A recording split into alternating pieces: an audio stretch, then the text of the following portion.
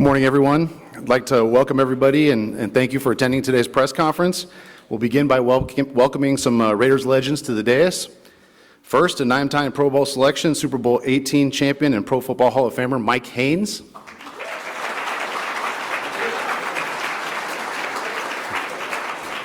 Next, a 2-time All-Pro, 4-time Pro Bowl selection, and the 2002 NFL Most Valuable Player, Rich Gannon.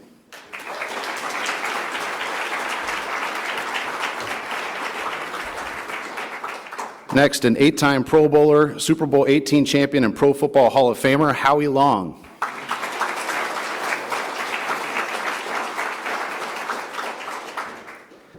Next, a 9-time Pro Bowler, NFL Rookie of the Year and Defensive Player of the Year, and a Pro Football Hall of Famer, Charles Woodson.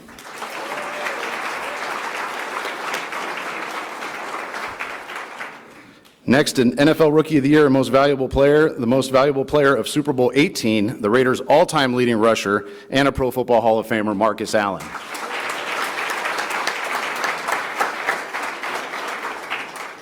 And next, an NFL Comeback Player of the Year, a 2-time Super Bowl champion, and the Most Valuable Player of Super Bowl 15, Jim Plunkett.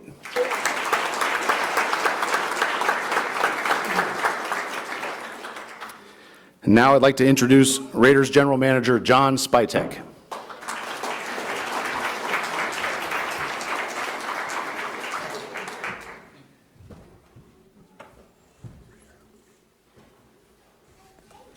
Good morning, everybody.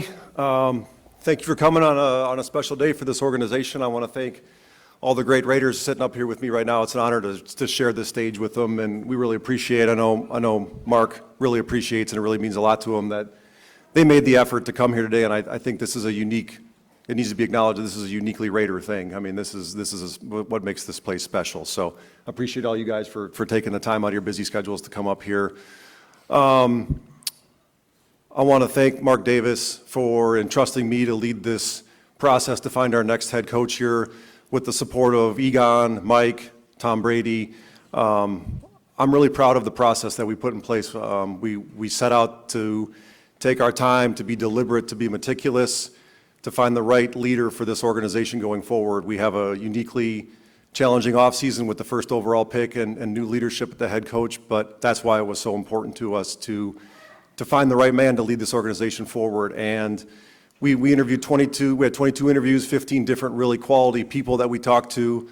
They were awesome to talk to. We learned a ton. Bunch of great humans, a bunch of great coaches, but ultimately that led us to Coach Klint Kubiak to be the next leader. We had to be patient. We had to let him go win a Super Bowl, which we were more than willing to do. So we're super proud of him for accomplishing that. And you know, he stood out with his leadership, with his humility, with his work ethic, with his intelligence. We called many people around the league and got glowing reviews on him too. So it made it a difficult but easy decision for us, and I'm really proud to welcome him to Raider Nation as a partner. There's a lot of great things ahead. He can't wait to get to work. We have told him that he is going to go celebrate his Super Bowl tomorrow, so he's going to take a one-day hiatus here and go be in a parade, but he'll be back ready to work Thursday. So with that, I want to thank again the ownership group for entrusting me with this, and I want to welcome Klint Kubiak as our next head coach of the Las Vegas Raiders.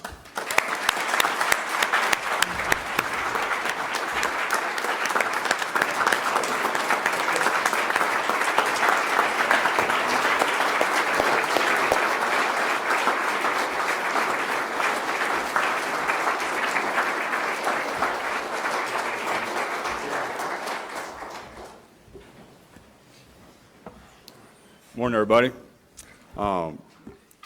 Really excited to be here. Just want to first off and just want to thank God for the opportunity to sit in front of you guys today. You know, God had a plan for this day that I could never have seen, and I'm just grateful.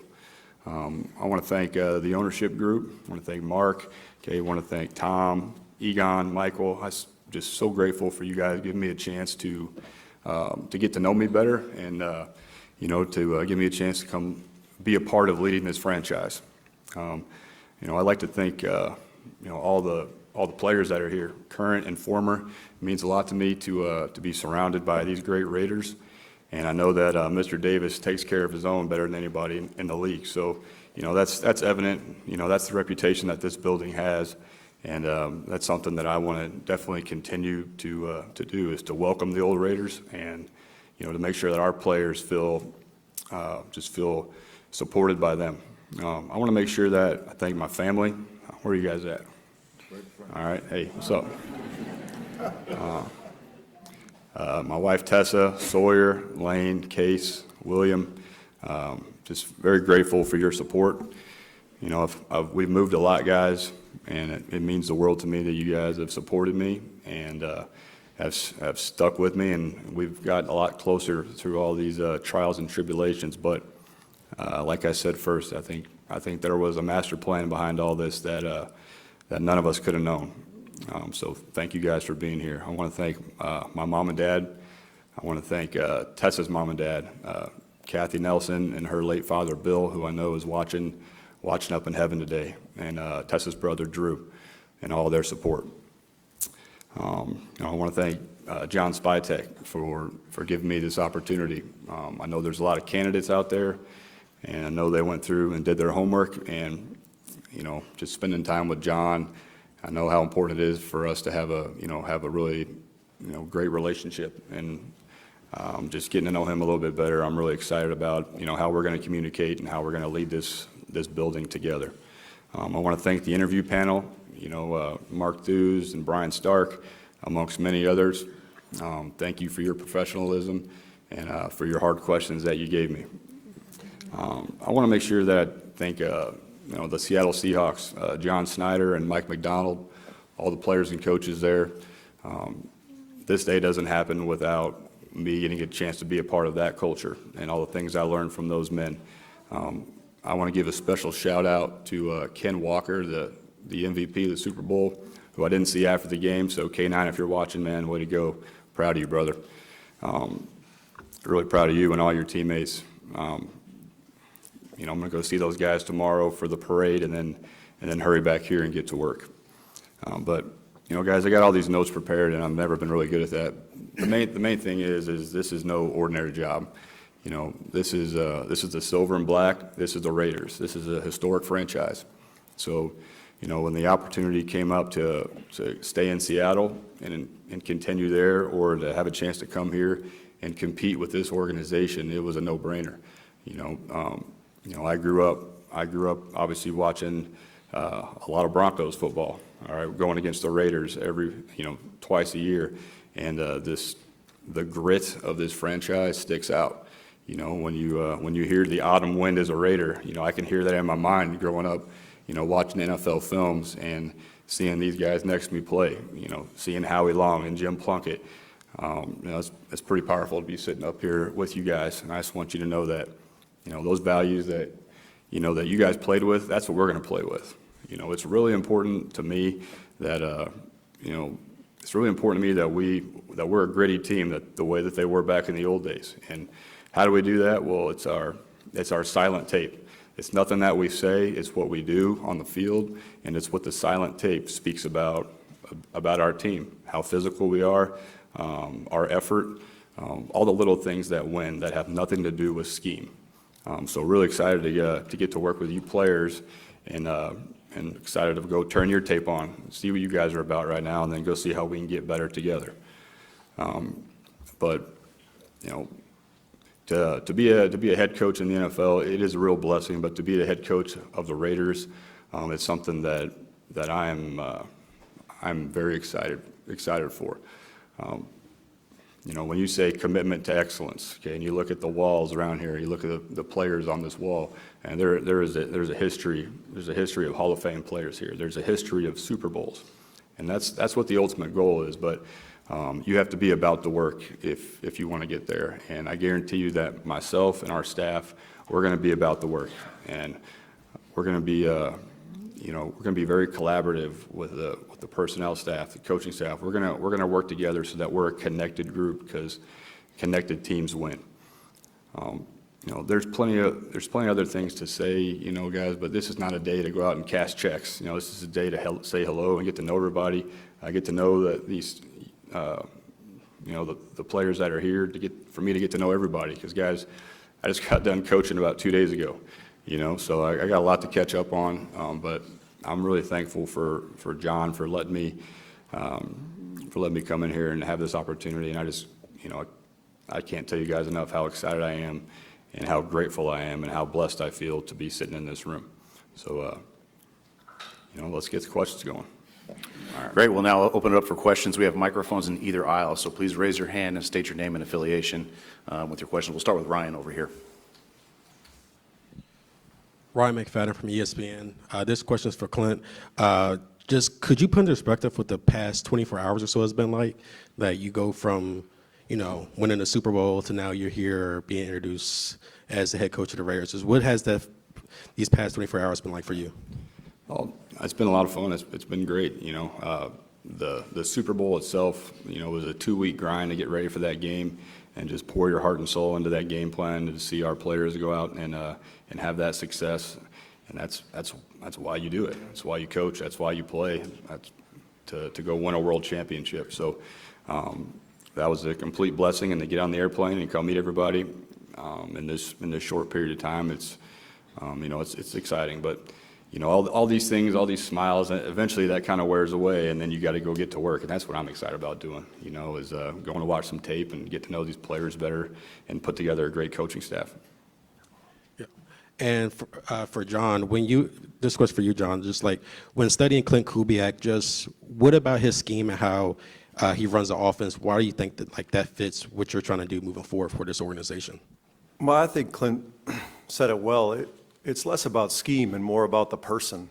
We were very thoughtful about how we approached this and the kind of coach and man that we were looking for to lead this organization on a day-to-day basis. I mean, he talks to the players every day. The players are our most important part of this organization right now. And when we got to speak with him the first time on Zoom, when he was trying to prepare for the 49ers, and then again in Seattle when he was trying to prepare for the Super Bowl, he just was the right person. And the fact that he can score a lot of points is awesome too. But we were more focused on the person, the humility, the work ethic, those traits above scheme. Klint, Hondo Carpenter on this side right here. You didn't have to come here. Seattle wanted you to stay. Other teams wanted you. So what did ownership and John say to you that convinced you were the guy to bring back the excellence these 6 men represent? Yeah, I think over 2 separate interviews, I just got very comfortable with John and Mr. Davis and the ownership structure. And it's really they didn't have to say much. This is the Raiders. This is one of the most historic franchises in the NFL with a great history that I want to be a part of. I want to be a part of furthering that history. I think the Raiders really sold itself, but having those 2 different interviews and getting more comfortable with the men in the room went a long way. Hey, Klint. Obviously, John pointed out that you guys have the first pick overall in the NFL draft. And I know it's still relatively early in that process, but what are your thoughts on Fernando Mendoza, and how big did that play into this decision for you?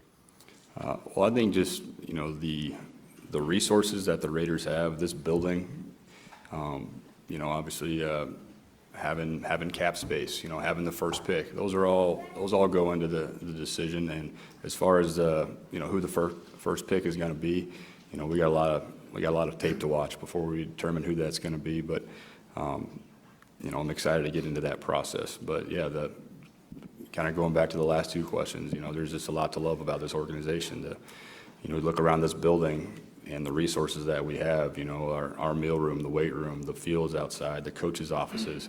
I mean, it's as good as it gets in the NFL. Been in a lot of buildings for good reasons and bad reasons. Been hired and fired, and the resources are here.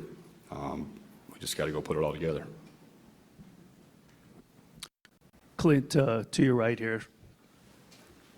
Willie Ramirez with the Sporting Tribune. You spoke about what the Raiders said to you to bring you here, but you'll be the 6th coach since they've arrived in Vegas. You look at the looks on these Raider greats, look on their faces, the demeanor and the meaning of this organization. Why are you the right guy to sustain and stay here?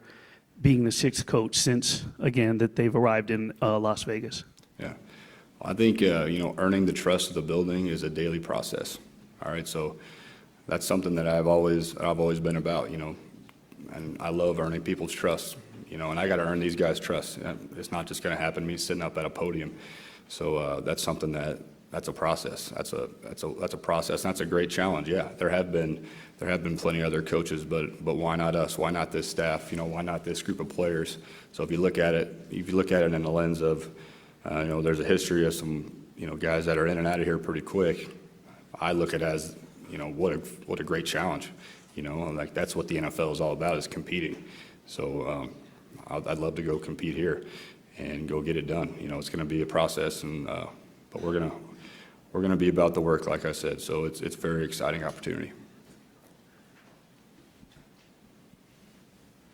Clint, Levi Edwards, Raiders.com. A couple of days ago, you made history with you and your father being the first father-son duo to win the Super Bowl as coaches. So now you're the head coach, and obviously he's a Super Bowl winning head coach. What are some values and things that he instilled in you as a coach and as a man that you feel are going to prepare you for this position? That's really cool. I don't know, is that a real stat? Is that a real deal? I never heard that one. Because 10 years ago, I was at that game watching him win it all. I was coaching at the University of Kansas, and I got to see the smile on his face after the game, give my mom a hug, and give his mom a hug, who had recently passed, and just to share that moment with him is something I know I'll never forget. And then to see him after the game on the same field, and just see the smile on his face was a great memory. And as far as the lessons learned, the thing about my dad is that when I was growing up, he never made it about sports or football. He always talked about everything other than that, about being a good person, about being respectful. He showed me what it means to be a great husband and a great father. So those are the things that I want to emulate with him. Football will take care of itself, but the family values is what my dad is all about, and him and my mom, that's what I'm grateful for. Clint, to your right over here. Jesse Merrick with Silver and Black Sports Network. Kind of along that same lines, I know you joined Mike up there in Seattle in his second season, but that was a guy that came into a new role for the first time as the head coach. What are some of the things that you took away from him about what it takes to build a franchise that you think can help you here? Well, number one is that he's just himself. Doesn't try to be like anybody else. Didn't try to be like Jim Harbaugh. He was Mike McDonald, and he was very convicted. And we all could feel that from him, and wanted to follow his lead. I also saw him be so collaborative with the building, and how closely he worked with the general manager and the owner, and just how clear the communication was. We were all on the same page. He had a vision, and he was the same guy from April to February, and that's something that I'll definitely take with me.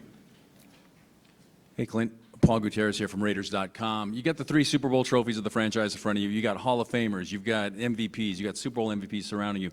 How daunting or how welcoming is it to be in this situation you're in right now with all of these things surrounding you and with that standard set?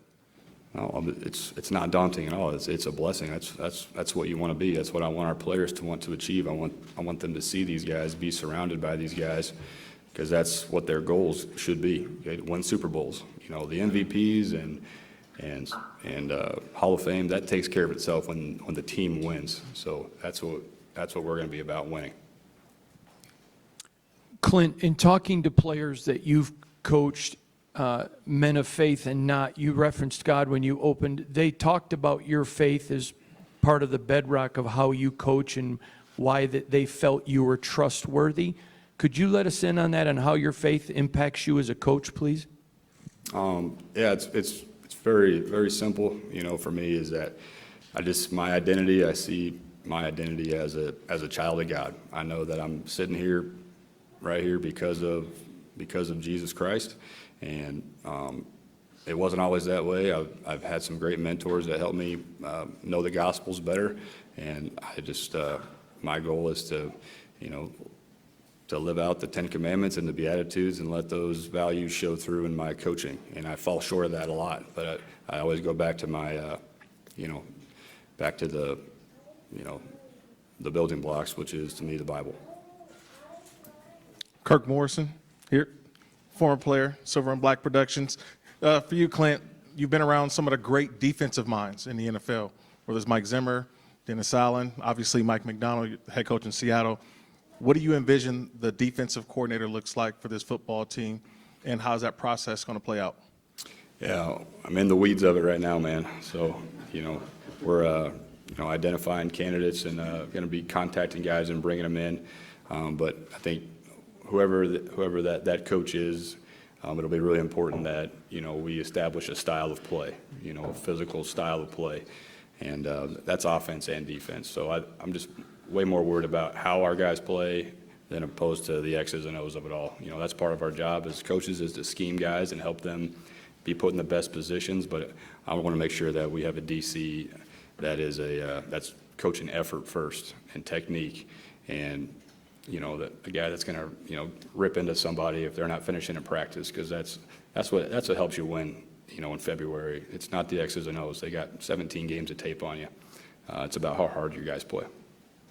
Taylor Rocha, KTNV. How do you balance the will to win with the rebuild and player development?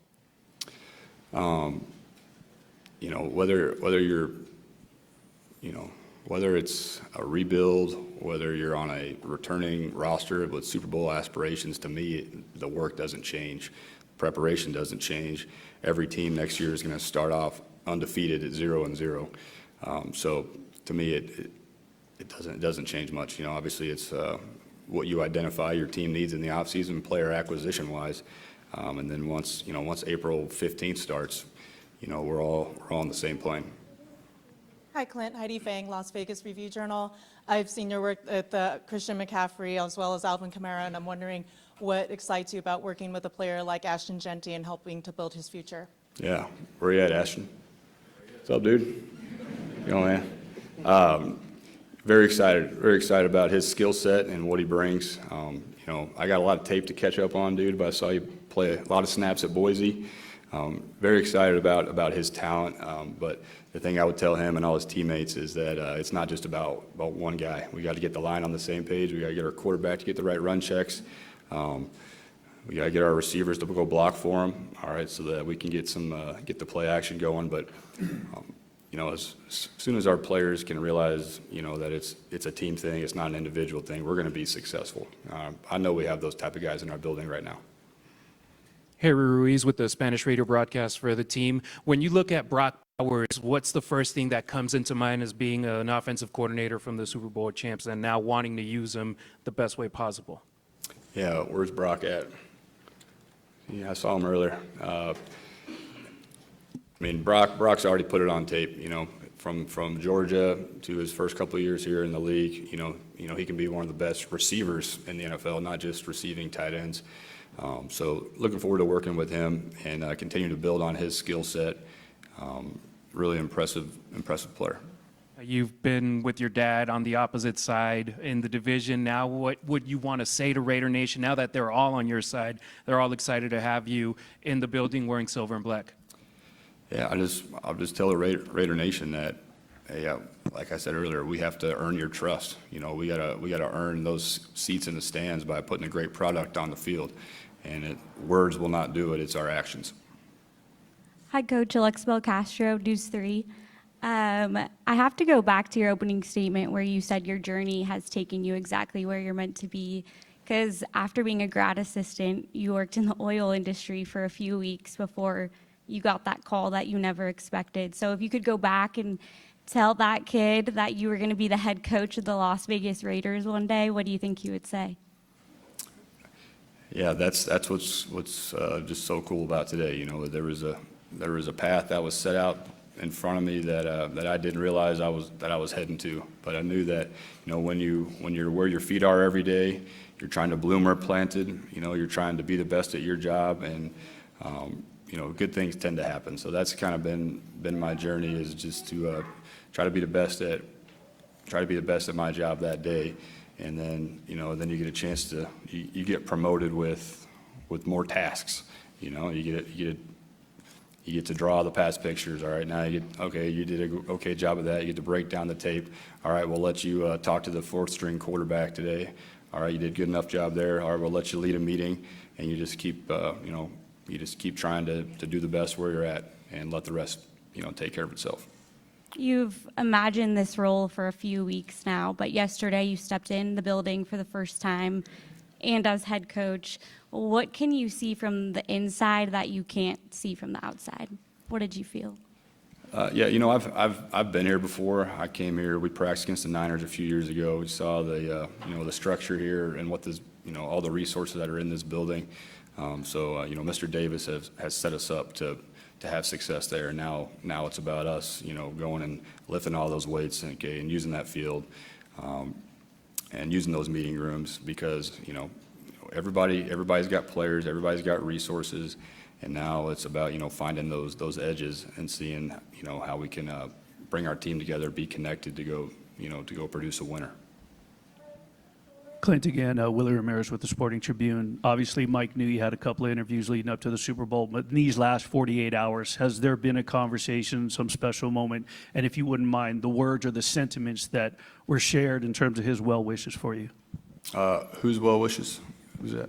Mike? Coach Yeah, Mike? Yeah. Yes. Mike he's been really supportive of, I can't thank him enough for really everything that he just showed me of how to be a head coach. Mike made my life really hard, and I appreciate that. He challenged us every week as a coaching staff. I thought we had a good game, and on Monday, I hated having to look at him in the eye because I knew all the hard questions were coming. But I really appreciated that about him because he brought the best out of us. So Mike's been great the entire time, been a great mentor. And just your first question, could you repeat that one? Just if you don't mind sharing the words or sentiments that he may have shared with you these last 24, 48 hours in terms of if there were any well wishes or hey, I hate to see you go, whatever it may be. Yeah, I don't remember the exact words, but before every game, Mike, gives me a bro hug and said, "Turn it loose." So that's probably what he said. Coach Alex Eshelman with KTNV over here. Congratulations. I'm kind of going off of Alex's question about the oil fields company. You mentioned that what brought you back into coaching when you were telling that story was you got a call from a player, and that was kind of the moment that solidified to you that you wanted to become a coach. Along with that, I loved the story about you gifting your players Bibles. Just describe how rewarding it is to you to develop players, and where do you get that passion from? Yeah. The whole oil field story, probably getting it overblown because I want my old boss to know, like, I still appreciate the job he let me have. I feel like they're getting raw into the deal here. But long story short is I was a GA for 3 seasons, and you're trying to make what's your next move going to be. You got to figure out what you're going to do with your life. And I was married with Tessa. We didn't have any kids yet, and I just kind of felt like I was letting the family down. I wouldn't make any money, and so I wanted to go try something new. Anyway, I was at that job for a few weeks, and just quickly realized how much I missed being a part of a team. And the reason that I love to coach is to see players get better and see them have success. You get to work with the best athletes in the world, and to be able to help them get better and help them, realize their goals. That's why you do it. To sit on that field a couple of days ago, in Santa Clara and being around guys that we've been coaching since April, and just to see the joy on their face. That's why you coach. So. Relationships are really important in any business, but especially in football. You kind of, when you're in the fire with somebody every day and there's so much adversity, those bonds get so much tighter. And everyone up here knows what that's like. And you don't realize that until you're on a team that doesn't win as much. When you're coaching guys and you win 5 games, but on the last game of the year, you're not going to the playoffs, but those guys are fighting their tail off for you, and you're trying to go knock out Tampa Bay out of the playoffs a couple of years ago with the Saints. We didn't get it done, but that's what it's all about, is trying to help people get better. Coach Chris Matthews with the CBS affiliate here in town. Just kind of wondering, as a new head coach, and the Raiders having the #1 pick in that draft upcoming here, and the speculation is it'll be Fernando Mendoza as a quarterback. Just your thoughts on the #1 pick, the new head coach, the opportunity, Mendoza. Just your thoughts on that whole thing and the player that he is, and Yeah. I guess speculation a little bit. What an opportunity, yeah, to get to go study this draft, and we'll come to that conclusion here soon enough. There's a lot of work to be done before then, but it's just it's an opportunity to make the roster better. Not only do you have the first overall pick, but you're picking early in all the other rounds too. So looking forward to attacking that process with John and our scouting department and the coaches working really closely together. Coach Alan Snell, lvsportsbiz.com. What are your key factors for instilling some stability at the coaching ranks here in Vegas for a franchise that's gone through so many coaches here? Yeah, well, to me, it's what happens, years in advance is something I'm not thinking about right now. We're trying to put together a great staff of teachers, and we got to get some really good teachers here and coaches, and get us all on the same page and get our players going in the same direction. That communication is really important. I think if we can put together a great staff here, and get our players up to date on these playbooks and the things we expect of them, and then let the results speak for themselves after that. But in the NFL, you have to earn the second game. Like this league, if you don't take care of business, then you get chewed up and spit out real quick. And every one of us up here has been through that. So I'm going to have to earn the right to coach this whole season, to coach the next season. I got to show Mr. Davis that our program is about the right things, and we're developing these players. So I don't take for granted how long I'm going to be here. I know that I have to earn it every day. Clint, Zeke Trezevan, Sports Illustrated, right here down the middle on SI. I was curious, did you come with the list in terms of building out your coaching staff, a list of offensive coordinators, defensive coordinators, other assistants, and how closely do you plan on working with Mr. Spytek in terms of building out your staff specifically? Yes, definitely have a list of candidates that we're going through right now, and we're going to be working hand in hand on coaches, on the roster, everything. That's part of us being successful is us working together. Okay, guys, we're going to wrap it up with Case, Q, and then Callie. Hi, Coach. Case Kiefer, Las Vegas Sun. You thanked a lot of the search committee and talked about John and Mark Davis, but we heard some reports that you were kind of kindred football spirits with another person in that process, Tom Brady. I'm wondering, assuming that's true, what is it about the game that you guys see similarly, and how will you lean on him during the season? Yeah, I'm really excited to work with Tom, and he made the mistake of giving me his cell phone number, so he might wish he never did that, because I'm going to be calling him a lot. What I'm excited about is that we have different offensive backgrounds, how we're gonna, how we can pull ideas from each other. But obviously, he's the greatest that's ever done it.